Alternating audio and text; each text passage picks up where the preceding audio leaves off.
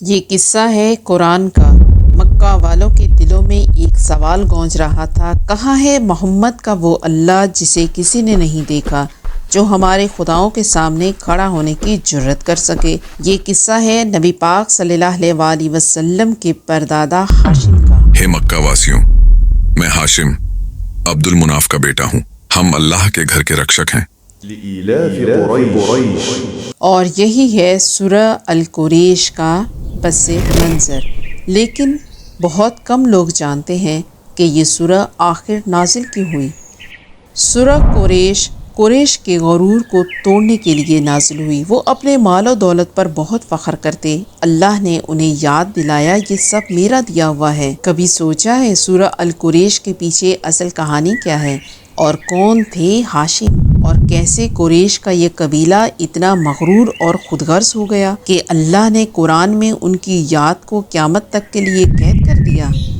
یہ قصہ ہے اس دور کا جب مکہ بھوک اور افلاس میں ڈوبا ہوا تھا اور لوگ تڑپ رہے تھے، بھوک سے بلبلا رہے تھے۔ یہ وہ وقت تھا جب لوگ حضرت ابراہیم علیہ السلام کی لائی ہوئی توحید کو بھول چکے تھے، اور کعبہ کے اندر ہر قبیلے نے اپنا ایک الگ خدا بنا رکھا تھا۔ عورتیں ہاتھ اٹھا اٹھا کر دعا کرتی تھیں، اے ہبل، اے لات، ہماری دعا کو اللہ تک پہنچا دے اور ہمارے بچوں پر رحم کر، لیکن ان کا کوئی معبود ان کے کوئی جواب نہ دیتا۔ اسی طرح بھوک بڑھتی گئی، لوگ مرنے لگے، اور پھر امید جاگی۔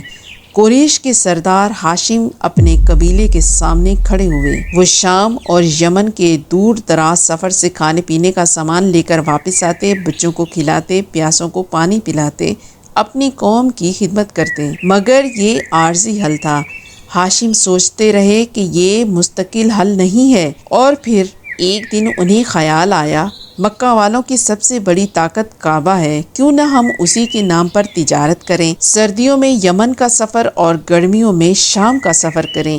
یہ اعلان سن کر لوگ حیران رہ گئے۔ ہاشم نے گہری آواز میں کہا، آج ہم بھوکے ہیں، کل ہماری نسلیں بھی بھوکی رہیں گی اگر ہم نے کچھ نہیں کیا۔ سردیوں میں یمن جاؤ، گرمیوں میں شام سیریا جاؤ، وہاں سے کھجور، اناج اور کپڑا لاؤ، اپنے بچوں کو کھلاؤ، اپنی عورتوں کو سکون دو۔ لوگ حیرانی سے ایک دوسرے کو دیکھنے لگے۔ قافلوں کو ڈاکو لوٹ لیں گے اور ہمیں مار دیا جائے گا، لیکن ہاشم نے انہیں سمجھایا، ہم بیت اللہ کے محافظ ہیں، کوئی ہم پر ہاتھ نہیں ڈال سکتا۔ اور واقعی کعبہ میں ہر قبیلے کے بت موجود تھے۔ اگر کوئی قافلہ قریش پر حملہ کرتا تو خطرہ ہوتا کہ کہیں قریش ان کے بت کو نقصان نہ پہنچا دے۔ یوں قریش کے قافلے اللہ کے گھر کی حرمت کی وجہ سے محفوظ رہتے، اور یوں ہاشم نے قریش کے لیے تجارت کا دروازہ کھول دیا۔ قریش مالدار ہو گئے، علم و حکمت میں بھی آگے بڑھنے لگے، کیلی گرافی بھی سیکھی، جس سے بعد میں قرآن پاک لکھا گیا۔ لیکن یہ خوشحالی انہیں غرور میں مبتلا کرنے لگی، وہ بھول گئے کہ یہ سب کس کی بدولت ہے۔ اسی طرح وقت گزرتا گیا، قریش کے قافلے سردیوں میں یمن اور گرمیوں میں شام کا سفر کرتے، ڈاکو راستے میں روکنے کی جرت کرتے، مگر جب سنتے کہ ہم بیت اللہ کے محافظ ہیں تو خوف سے ہاتھ جوڑ لیتے۔ یوں قریش بے خوف ہو گئے، مکہ تجارت کا مرکز بن گیا۔ ابرہہ نے جب یہ دیکھا کہ یمن کے بجائے مکہ تجارتی مرکز بن گیا ہے تو اس نے ہاتھیوں کی فوج لے کر کعبہ کو گرانے کا ارادہ کیا، اور یہ وہی واقعہ ہے جو آپ نے سورہ فیل میں بھی سنا ہوگا۔ پھر جب رسول اللہ صلی اللہ علیہ وآلہ وسلم کو نبوت ملی تو یہی قریش اپنی دولت اور غرور کی بنیاد پر آپ صلی اللہ علیہ وآلہ وسلم کی مخالفت کرنے لگے، اور کہتے، اگر نبی بنانا ہی تھا تو کسی امیر سردار کو نبی بناتا، بنو ہاشم کے اس غریب کو کیوں؟ تب اللہ نے سورہ القریش نازل فرمائی، یاد دلایا کہ وہ بھول نہ جائیں کہ کبھی وہ بھوک سے مر رہے تھے۔